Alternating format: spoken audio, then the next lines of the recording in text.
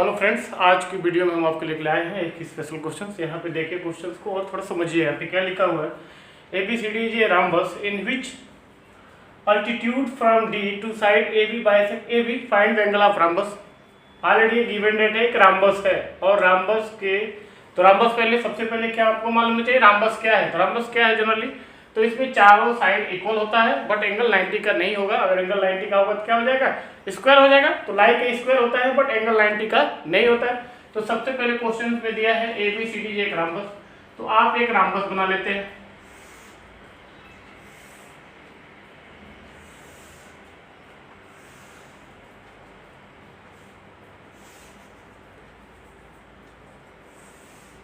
Okay, तो मान लीजिए हमने एक rhombus बना लिया। इसमें लिखा है ABCD। ABCD is a rhombus in which altitude from D। Altitude means यहाँ से एक लाइन खींचेंगे जो इसके ऊपर क्या बना रहा हो, 90 का एंगल बना रहा हो। From D to side AB bisect AB को बाइसेक्ट कर रहा है। बाइसेक्ट मीन्स दो पार्ट में डिवाइड करना, तो AB को दो पार्ट में डिवाइड कर रहा है और इसके ऊपर क्या है, अल्टीट्यूड। तो मीन्स यहाँ से ये 90 का एंगल बना रहा है। तो यहाँ से हमने 90 का एंगल बना दिया, ये है अल्टीट्यूड। अब इसका मीनिंग क्या होता है, क्वेश्चन ऑलरेडी दिया है चारों, ये आर्म सेम है। अब यहाँ पे हमने क्या कर दिया, इसको बाइसेक्ट कर दिया AB को, क्वेश्चन में जैसा कि दिया है। मान लीजिए हमने यहाँ पे M लिख दिया, means AM equal to MB हो गया। ठीक है, अब पूछ रहा है find the angle of rhombus। तो आप rhombus का एंगल बता दीजिए क्या होगा। ठीक है, तो यहाँ पे rhombus का एंगल बनाना है आपको, मीन्स ये एंगल क्या होगा या ये एंगल क्या होगा, ये सब आपको बताना है। तो rhombus का एंगल बताने के लिए आपको क्या करना पड़ेगा यहाँ पे, तो यहाँ पे ध्यान से देखिए, कुछ समझ में आ रहा है। ठीक है, ये वाला एंगल बनाना है, तो कैसे बताएंगे बताइए। ओके चलिए, अब यहाँ पे क्वेश्चन पे ध्यान से देखिए। यहाँ से देख रहे हैं क्वेश्चन में ऑलरेडी डिफाइन है कि गिवन डेट क्या है, given that ABCD is a rhombus है, ABCD इज ए rhombus।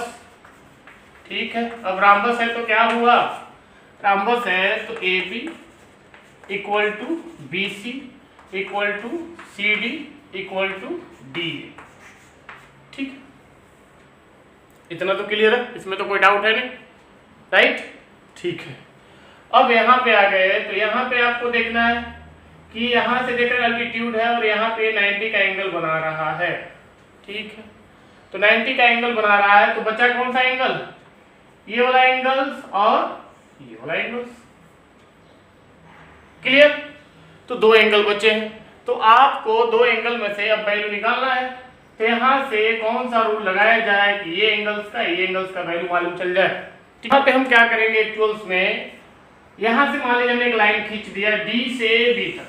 ठीक है, D से B तक लाइन खींचेंगे तो क्या होगा यहाँ पे, तो मान लेते हैं हम ये ट्रायंगल और ये ट्रायंगल आपने सेलेक्ट किया, in triangle DAM and triangles DMB। तो यहाँ पे क्या होगा, ऑलरेडी गिवन डेट है, ये 90 का है, ये भी 90 का ऑलरेडी एल्टीट्यूड है, और ये आर्म से गिवन डेट है और AM इक्वल टू MB है।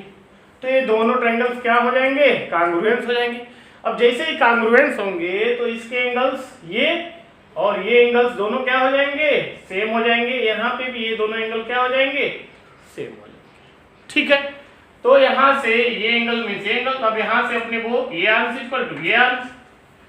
तो यहाँ पे देखिए हम क्या करेंगे, तो प्रूफ निकल सकते हैं या सॉल्यूशंस भी लिख सकते हैं। हम यहाँ पे ले लेंगे in triangles ADM and triangles MDB means ये ट्रायंगल और ये ट्रायंगल। यहाँ पे गिवन डेट क्या है, DM इक्वल टू DM है। ओके, ऑलरेडी कॉमन आर्म्स है, कॉमन आर्म्स। ठीक है, और क्या है, यहाँ पे 90 है, means angles AMD equal two angles DMB और यहाँ पे AM इक्वल टू जो है MB के है। यहाँ पे बाइसेक्ट है, AB क्या हो रहा है, बाइसेक्ट हो रहा है। तब ये हमारा triangles ADM congruence to triangles MD B के, ओके, एम डी बी के मीन्स ये दोनों ट्रायंगल कांग्रुएंस हो गया। दो ट्रायंगल अगर कांग्रुएंस होता है तो क्या होता है, बाय सीपीसीटी तीनों एंगल्स और तीनों एंगल सेम होगा, और इसका तीनों आर्म्स इसके तीनों आर्म्स के सेम होगा, ठीक है। तो यहाँ पे हम लिख सकते हैं ये दोनों ट्रायंगल कांग्रुएंस है, तो A angle equal to A angles, और क्या हो सकता है, A arms equal to A arm. तो चलिए यहाँ पे देखिए क्या है, मीन्स हमारा आर्म्स ए डी जो होगा किसके बराबर हो जाएगा, डी बी के बराबर हो जाएगा, ठीक।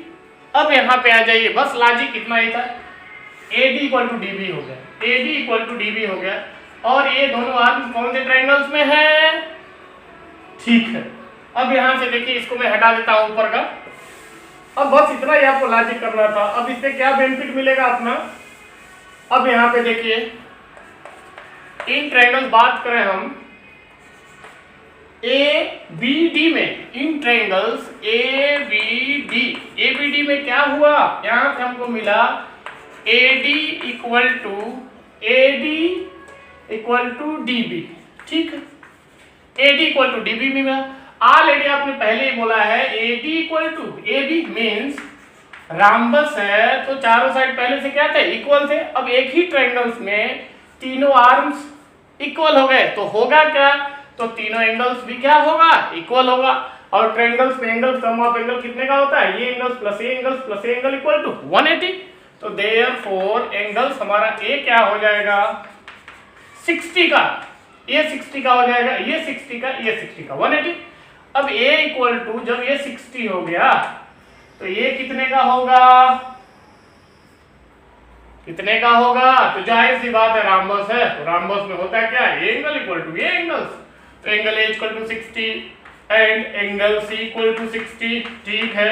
अब राम्बस में ये दोनों क्या होते हैं, पैरेलल होते हैं, तो पैरेलल होते हैं तो 60 होगा, तो कितने का हो जाएगा, 120 का। जब दो लाइन पैरेलल होते हैं और एक ट्रांसवर्सल इंटरसेक्ट करता है तो ये angles plus A angle equal to 180, A angles plus A angle equal to 180।